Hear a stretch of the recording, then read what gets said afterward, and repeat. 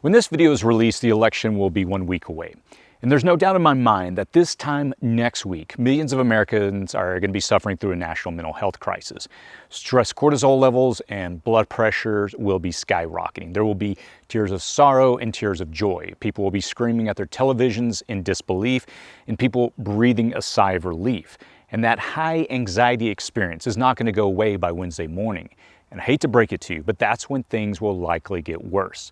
Let's talk about what you should know before these 62 days that will define America's future.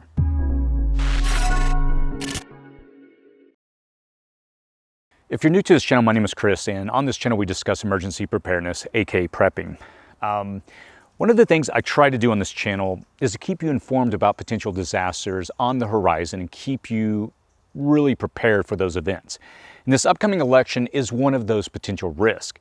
Now, I purposefully keep politics out of this channel, but this election and the days leading up to the certification on January 6th, they really present some very real challenges that could impact our lives.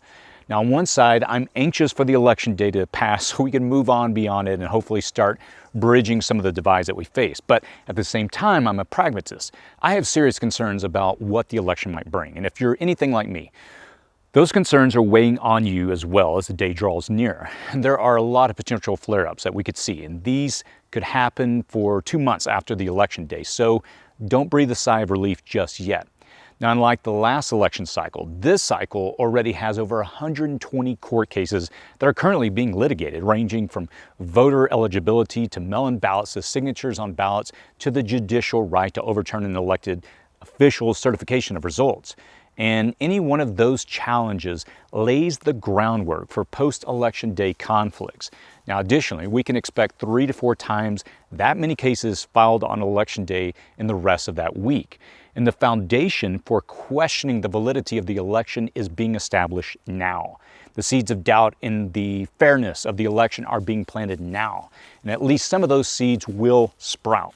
Whether or not they bloom into anything or they're clipped at the root will remain to be seen. It only takes one case to rise to the Supreme Court, and if that happens, this entire election will be decided by 9 Supreme Court justices. Such a thing would instantly infuriate at least 79 million people voting nationwide. That's about half the estimated 158 million people who voted in the 2020 election. Now, in the final weeks of the presidential campaign, legal teams are intensifying their efforts. This is happening right now. Numerous lawsuits have been filed in swing states, mainly targeting election rules and mail-in voting. And these legal battles are already ramping up ahead of this election, making one thing clear to me: neither side is likely to concede defeat to the other. Now, unlike Gore, who conceded after the Brooks Brother riot and the subsequent Supreme Court ruling in 2000, America is in a much different place right now. We're more charged collectively than we've ever really been. In that case, the Bush v. Gore was a pivotal Supreme Court decision in the 2000 U.S. presidential election. It arose when the Florida Supreme Court ordered a statewide recount of undervotes, leading to the Bush campaign requesting the United States Supreme Court to halt it. Now, the court ruled 5-4 that the recount violated the Equal Protection Clause due to differing standards in counting across counties. And it determined no alternative method could meet the December 12th safe harbor deadline. And as a result, the recount was stopped, allowing Florida's certified results to stand, securing George W. Bush's victory over Al Gore. Now, at that time, I was 25 years old when that happened. And I'll be honest, at the time it kind of seemed odd to me, but I honestly didn't care that much. I was kind of young and I just didn't really see how this impacted me, and just life went on. But in retrospect, how it played out was bizarre when you really look at it. And as I mentioned earlier, we're in a much different place as a country. We're far more divided. And if something were to happen again, where legal wrangling pushes the issue into the hands of 9 people, I can't imagine a scenario where it wouldn't push the country over the edge. But here's the kicker. The government is preparing right now for civil unrest, so you should be as well. Now, one incident in one state could potentially nullify an entire state's validation of their results. When you have both disillusioned and disenfranchised angry voters across the country, there's little doubt that the kindling for larger fires exists and the sparks to ignite those fires exist. And I'd like to say that early voting will all take place as normal, that people will vote in person on Election Day, and that none of the nearly 100,000 polling locations will report a problem. And I would like to say that neither candidate will declare victory, and the mainstream media won't declare a winner until all ballots, including the mail-in ballots, are counted after the in-person ballots are all counted. And I'd like to say that the popular vote will coincide with the Electoral College's vote, and that each state will easily certify its results. And I'd like to say that Congress will ratify the results on January 6th, and the candidate declared to have lost will fade into history. But I don't think I can say those things. Every step and every day along the way is a potential flashpoint. And as we saw last election cycle, and now there is more kindling and more sparks. So, what days should you be concerned about? Now, obviously, there's an election day next week, November 5th. And even with the charged atmosphere that we have right now, this day will likely be relatively peaceful, as each side wants their vote counted. But starting the next day is really where it gets a little more worrisome. The bulk of the in-person votes and polling results will be in. And unless it's a landslide, and probably even then, there will be considerable maneuvering to try and present themselves as the winner. And neither side this time will concede defeat. But each of the 32 days between Election Day and December 11th, when the executive of each state issues a certificate of ascertainment, which names and appoints the individuals who will cast the state's electoral votes for president and vice president, could be a non-stop stream of election-denying, accusations of fraud, demands for voter recounts, and so much more. Things move faster nowadays when it comes to certifying the results at the state level, but so do rumors, misinformation, and carefully placed lies. If an election was contested 100 years ago, you probably wouldn't have gotten any news of it until about a week or so after the event. But nowadays, there's a steady stream of on-demand news and misinformation, and every rumor or every accusation becomes a potential flashpoint for more significant conflict. So here's the real question that we need to answer in this video. What should you be doing now? So from the election day to the day the states ratify the votes, we have 32 days of potential conflict. Now add to the days until these results are ratified by newly sworn in Congress on January the 6th, and we are looking at 62 days of potential conflict with the current president and two candidates. Now add 1 day to get us to January 7th and put a little distance between the election and the certification with the new president.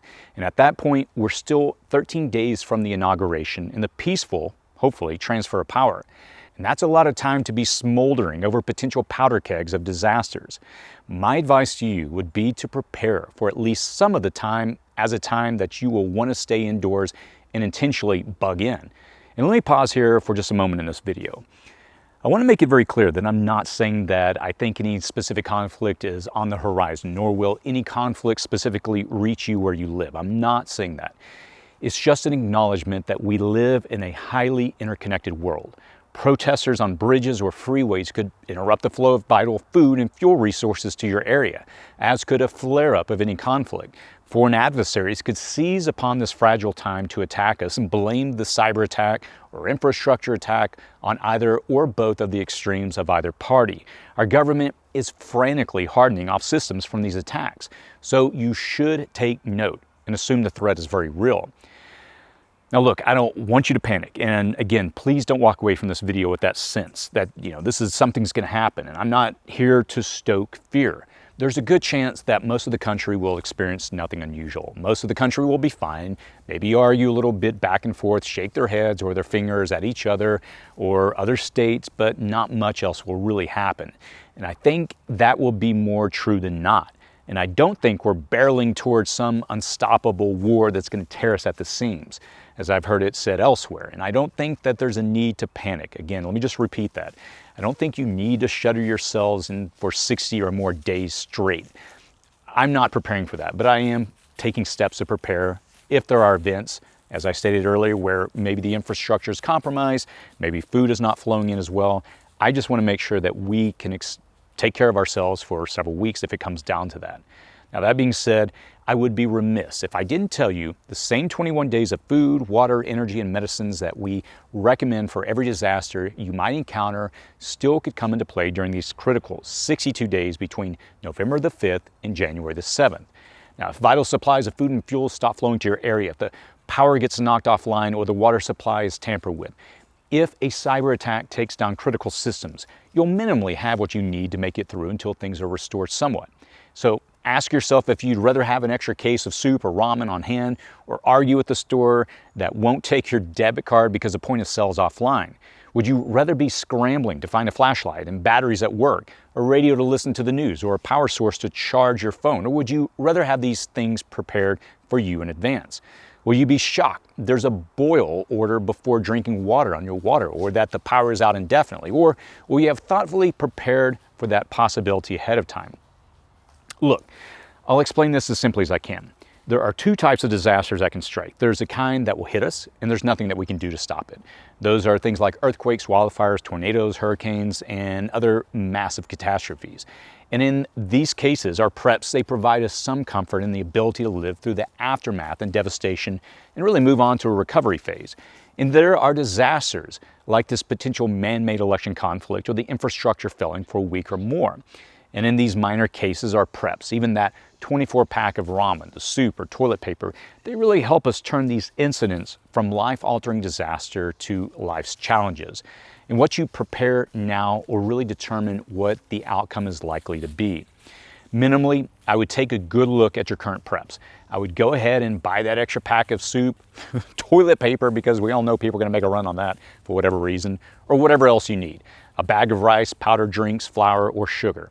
And I would spring for or set aside some extra gallons of water. And I would inventory the stuff I grab after a disaster and make sure everything is working fine and I know where everything is. And on a scale between nothing at all and martial law, you will either need none of these preps or all of them.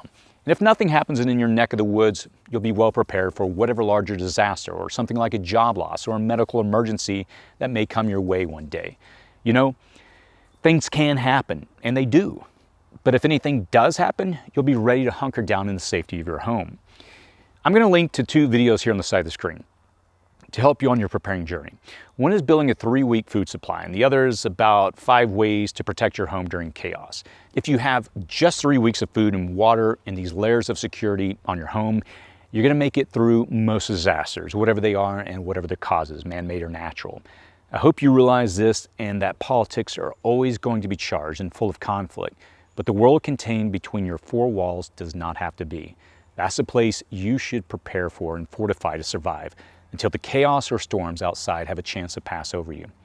I'd love to hear your thoughts and feedbacks in the comments section below, and as always, stay safe out there.